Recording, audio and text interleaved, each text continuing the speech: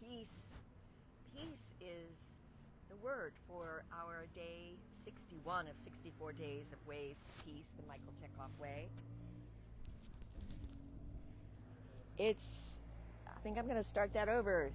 Peace is the word for today of 61 days into 64 days of peace. And peace is the word for today. And I am out in Terlingua, Texas, southwest Texas, just behind me. You can probably see part of Mexico. And I am near Big Bend, and I am at Tivo's place for Mexican food. And today, what we really want to look at for peace is understanding that we ourselves have the ability to develop a kind of consciousness of peace and to develop our own sense of consciousness so that we can become more and more aware of when opportunities exist for us to not only embrace and model peace, but for ourselves to develop deeper and deeper expressions of peaceful ways, as within, so without. And any war that is going on outside is somewhere happening in all of us, and somewhere as above, so below.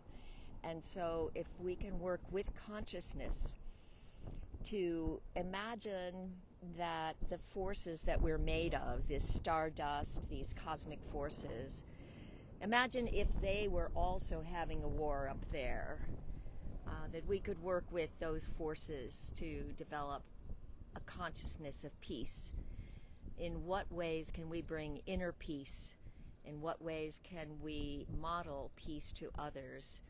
And what is peace? A sense of calm. In the Michael Chekhov Way, we work with a feeling of ease, a feeling of wholeness, a feeling of beauty.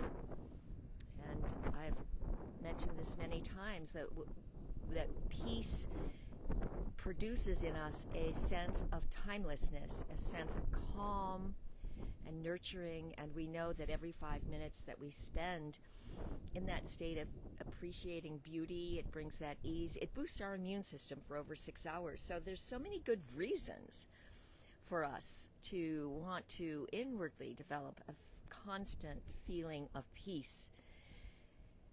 What can we do to work with your consciousness to keep asking, what can we do to manifest peace inside of us and outside of us, all around us in the larger world? What is something that you could do to help bring peace to the larger world? And are you willing to take that action? Peace. Peace be with you.